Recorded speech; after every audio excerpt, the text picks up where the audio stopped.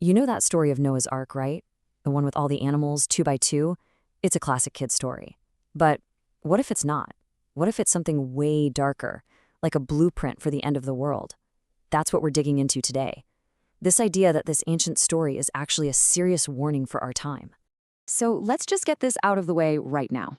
The source material we're looking at throws that whole kid's story idea out the window. We're not talking about a big rainstorm. This was an extinction-level event. I mean, it almost wiped out all of humanity. We're talking about judgment on a global, planetary scale. And this quote right here, this is the key to the whole thing. The New Testament basically says, hey, remember that huge catastrophe with Noah? It's not just some old story. No, it's presented as a direct parallel. It's like a template for how the end of the world is supposed to go down. Okay, so a parallel, a template. Does that mean the future is totally locked in, set in stone? Well, this is where it gets really interesting.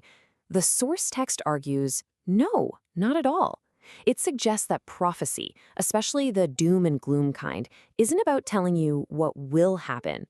It's about warning you so you can change it. And check this out.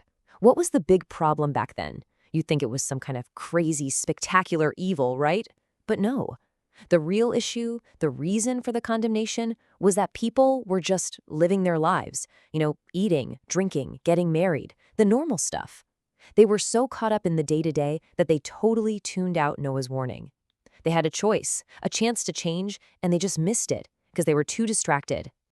So, to really get how this whole warning system works, we need to understand a key concept. The source calls it apocalypticism. Now, don't let the word scare you. It's basically just a framework, a way of looking at all of history as being split into two major parts, and it gives us a kind of blueprint for making sense of all this. All right, here's how it breaks down in ancient Hebrew thought. You've got two big ideas. First, there's Olam Hazeh. That's this current age, basically the world as we know it right now. Then you have Olam Haba, which is the age to come. And the thing that separates them? That's the day of the Lord, a moment when God steps in and directly intervenes in history. And you know what the perfect example of this is? The flood. It's like a textbook illustration. The world before the flood? That's this current age. The flood itself? Bam! That's your day of the Lord. And the brand new world that Noah and his family step out into? That's a perfect picture of the age to come. You see? The flood literally splits history in two.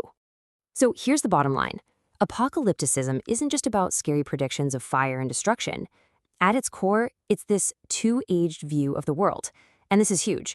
According to our source, if you get this one concept, you've basically got the master key to unlocking the entire message of the New Testament. Okay, get ready, because we're about to hit a massive plot twist. We're going to take a really popular modern idea about the end times, one you've probably heard a million times, and we're going to flip it completely upside down, all based on how these ancient texts were actually understood back in the day. You've probably heard this phrase before, right? One will be taken and one will be left. It's a really famous line, and it's pretty much the foundation for the whole modern idea of the rapture. The belief that good people get suddenly beamed up to heaven, taken away to safety. But let's just stop for a second and really think about that. In the original context of the story, who's the lucky one here? Is it the person who gets taken or the one who gets left behind? And here it is. Here's the twist. The source points us to other ancient texts from that same time period, like a book called For Ezra. And in those writings, the answer is crystal clear. It says, the ones who are left alive, they're the blessed ones. They're the survivors. So think about it. Being taken isn't about being rescued at all. It means being taken away in judgment. You're being swept away, just like the wicked people in the flood. The ones left behind are the good guys, the survivors, who get to stick around and inherit the new world. It's a total 180-degree reversal of how most people think about it today. But wait, there's more to the story of Noah. It gets even wilder. Our source explains that the corruption that led to the flood, well, it wasn't just a human problem. There was some serious cosmic drama, a full-on rebellion happening behind the scenes. So pulling from ancient books, like the Book of Enoch, which, by the way, was super popular back then, the story goes something like this. A group of angels, called the Watchers, they come down to Earth, they end up having kids with human women, and their children are this hybrid race of giants called the Nephilim. And not only that, they teach humanity all this forbidden knowledge that just corrupts everybody. So the flood, from this point of view, wasn't just about rain. It was a cosmic reset button. a deep clean. And the punishment for these guys? It was intense. The New Testament book of Jude actually quotes this tradition, saying these rogue angels were bound in eternal bonds, thrown into darkness, and are basically being held in a cosmic supermax prison until the final judgment. This also answers a big question. In this worldview, where did demons come from? Well, when the bodies of the Nephilim were destroyed in the flood, their spirits had nowhere to go. They were disembodied. And another ancient book, the Book of Jubilees, explains what happened next. It describes something like a cosmic plea bargain.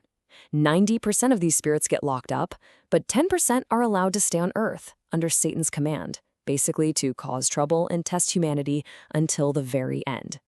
Okay, so after all that, cosmic prisons, demons, impending judgment, we finally get to the most important part of this whole thing, the central message.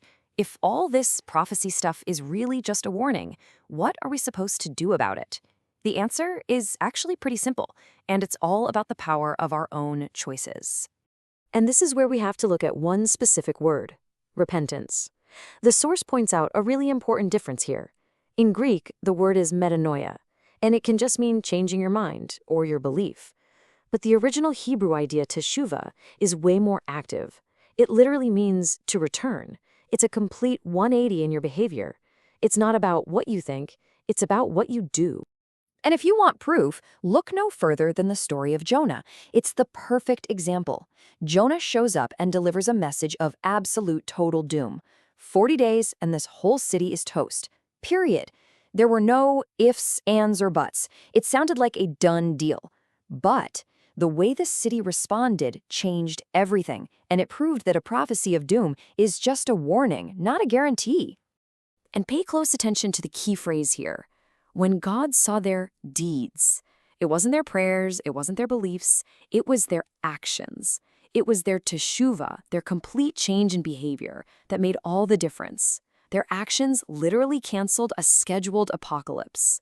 Think about that. The warning actually worked. Which brings us to the final and most important question of all, a question for us. If all these ancient prophecies about doom and gloom are not actually about a fixed destiny, but are really more like the warnings given to Noah or the city of Nineveh, if they're calls to action, then what does that mean for us? How are we supposed to respond?